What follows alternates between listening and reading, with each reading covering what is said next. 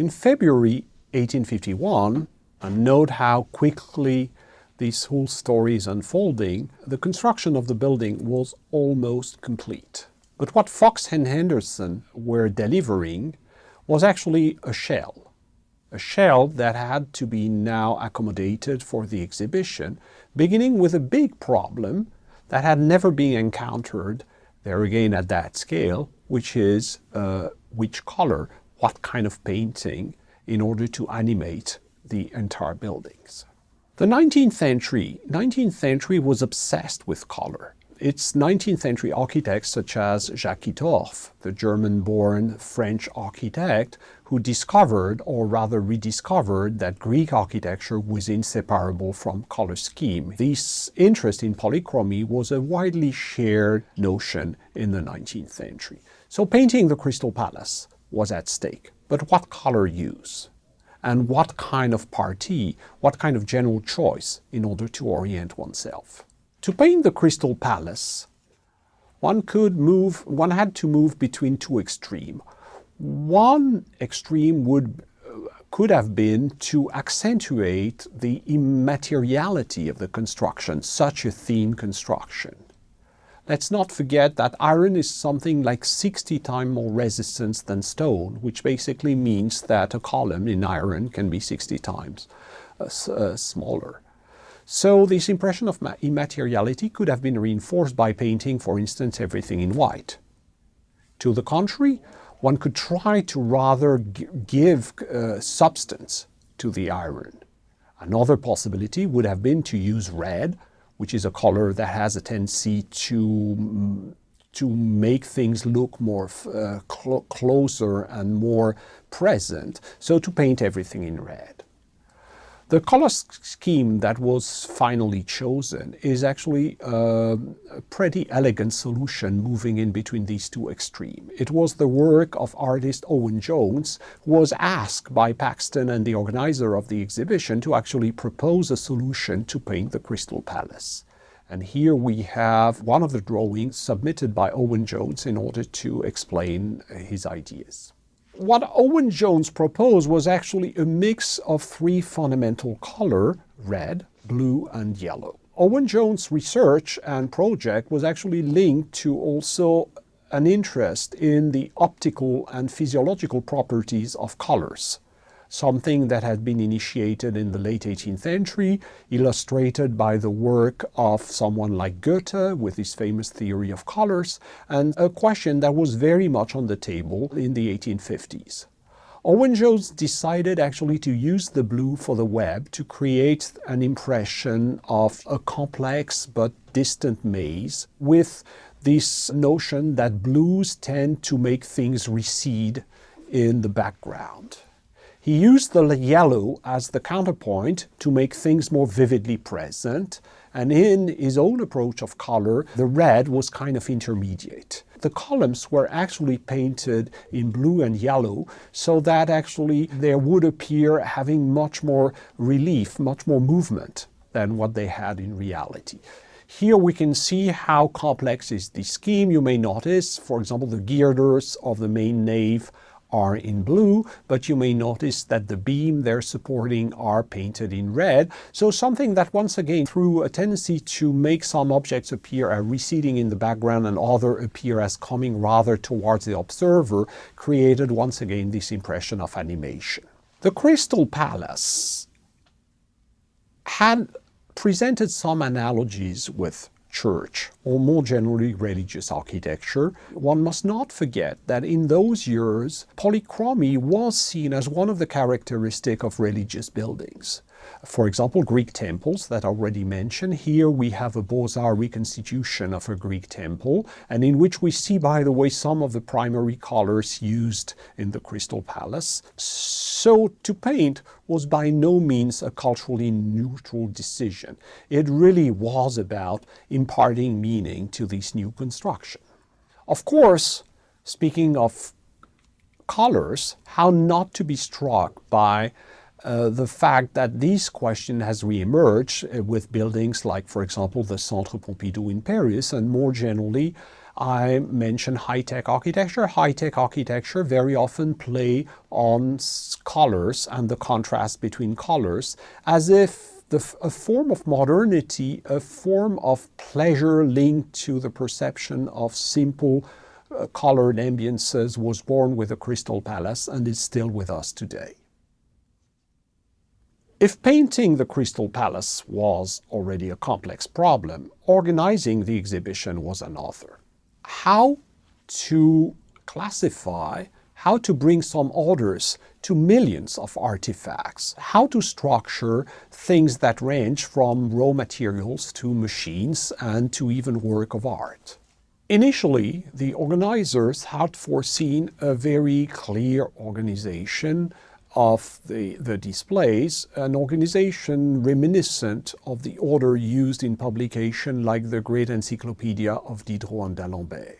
So the exhibition would have been organized in 4 parts, with the first one being raw materials, then machinery, so the machines, then manufactures, so basically industrial product, and then something very important throughout the 19th century, which is these industrial production that were close to art, such as, for example, stained glasses, enamel production, all kinds of things in between manufacturing and art. This very logical order created at least 2 problems. The first one was that actually the 4 sections were not of equivalent size. Second, such a division blurred national distinction, which was clearly something some nations did not want. The final organization was actually a compromise. It was a compromise in which national logic emerged very strongly. There again, there is in this building almost something emblematic of this new and very spectacular rise both of nation and internationalism. It was an international exhibition, but an international exhibition that showcased the industry of the various nations. The United Kingdom and its colonies occupied pretty much half of the exhibition. This is what you have on the left. And on the right, the rest of the world, which pretty much reflected at the time the difference between the industry of the United Kingdom and the industry of the rest of the world. At the time, England still produced something like half of the iron production of the world. So this is by no means far-fetched in many respects. Now, in order to have some logic in the way things were displayed, a number of choices were made. Machines were grouped on one side of the buildings. On the other side of the building, one found raw materials. And in order to make the exhibition more spectacular, the most interesting and spectacular artifacts were grouped actually in the nave, so that the final organization was a kind of compromise between national, thematic, and in some ways a logic of spectacle. And this is what made also the exhibition quite a success. Here, a couple of photographs of what was on display, especially in the nave. Some of these artifacts may seem purely artistic, like the dome that is in the rear, but which was actually a very large piece of iron produced by Coalbrookdale, the place where the first iron bridge had been built at the end of the 18th century, and which epitomized in the way the supremacy of the English ironworks. In the front, you have actually a lighthouse lantern, which was there again something pretty high-tech at the time. And you can see sculptures, you can see a whole mix of objects which are pretty typical of what may have looked at the time as a bazaar at the scale of the planet.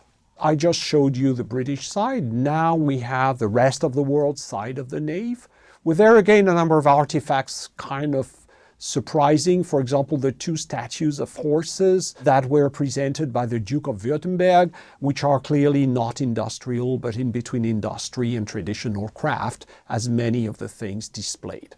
I won't enter into all the details of the organization that was necessary to receive all these objects coming from the entire world, to organize them, to sort them, etc.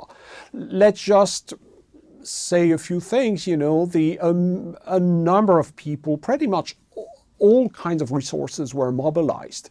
The military, for example, troops were used in order just, you know, to check in objects. There were so many of them. Also to mark things on the floor and to be sure that things were following the proper order and were brought where they had to be. But also all kinds of curators, geologists from the Natural Science Museum, artists, etc., specialists of the history of art were mobilized. You know, the whole London was busy cataloging, putting in place the artifacts. Despite that, and although the organizers had announced that no object would be allowed to enter the Crystal Palace after the official opening, actually it took a few weeks more after the opening to put everything in place. There again, the most formidable museum that the planet had ever seen was put in place in a few weeks, probably not completely on time, but quite an achievement, which is as much about logistics than architecture than the rest of the things we've been evoking so far. Between the 1st of May 1851 and the 11th of October of the same year, day on which the exhibition was declared officially closed, some 6 million people visited the Crystal Palace. 6 million people might not seem enormous by today's standard. At the time, it was completely unprecedented. Let's also remember that it was a transcontinental exhibition. Artifacts came from Asia, from the Americas, pretty much every part of the world.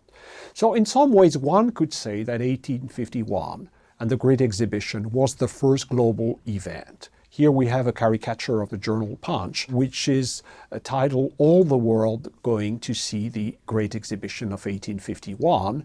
And in some ways, this was actually pretty accurate. The exhibition was also an event in which social classes were a bit blurred. It was not only global in terms of being international, it was also global because peasant, worker came along with aristocrat, with the bourgeois, and here you have another caricature with people gawking at all these marvelous things. There again, we've got completely accustomed to this kind of spectacle, but just try to be for 5 minutes someone from 1851. You had never seen a building that large. You had never seen so much glass, so much light, so much transparency. You entered actually through a pretty cramped door, but then all of a sudden the magic operated. You found yourself under this magnificent glass dome in a kind of church of crystal with trees, with fountains, with this kind of mix of artificial and natural object. And this was only the transept. You've not yet discovered the whole thing. And then you arrive at the middle of the transept, and then the two sides of the nave, the great nave, appeared. This magic world full of fascinating objects. The whole thing was an enchantment. It was a kind of magic world, the first Wonderland, in a way the first theme park. And as we will see, Paxton did actually envisage something like a theme park in his later version of the Crystal Palace. So there again, we find this idea of a kind of giant entertainment for everyone, mixing classes. And this is probably also the great ambiguity of the industrial world that arises at the same time. That's to say, a socially stratified world in which capitalists are more and more capitalistic, but also a world in which the spectacle is for everyone. It was a magical world, a world full of objects, of things, of stuff. This is where, to use a kind of Marxian grid of analysis, this is where the realm of merchandise begin to emerge. All this stuff accumulated, and of course with a pleasure that has to do with the never exhausted desire to see, to possess, to touch, to experience. A world in which, by the way, repetition and uniqueness go together. We have again the horses of the Duke of Württemberg in the middle of all these repetitive girders and columns. You know, this world in which would invent psychoanalysis to try to understand what was at stake in this endless mix of repetition and uniqueness, desire and monotony. Walter Benjamin, the German late 19th century, early 20th century German philosopher, wrote a number of pages about the flaneur and how Parisian it is. But one must imagine that actually the flaneur was as much a London creature, one of the visitors of this world contained into a single building, as Ruskin would have it in the moments in which he did not find the whole enterprise completely disputable. The Crystal Palace and the Great Exhibition played also a seminal role in the development of the new design ideal of the industrial world, among which we found the desire to return to a quality of craft that industry seemed to challenge. Such was, for example, the meaning of the medieval court organized by Pugin, in which the idea was to suggest that one could reconcile the industrial age with the quality of former ages, beginning with the craft of the Middle Ages. Many of these artifacts can still be seen today in the Victoria and Albert's Museum, where they have been carefully preserved. I mentioned the role of craft. Here is the section on stained glasses. Let's not forget, by the way, that the 19th century built hundreds, if not thousands, of churches. And stained glasses, was stained glasses a craft or an industry? We are there confronted with another of the ambiguity of the industrial age.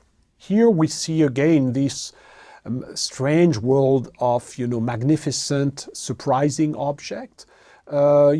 Something almost, of course, this is not yet the period of department store, but we can understand also the continuity between the wonders of 19th century department stores and a place like the Crystal Palace and the Great Exhibition.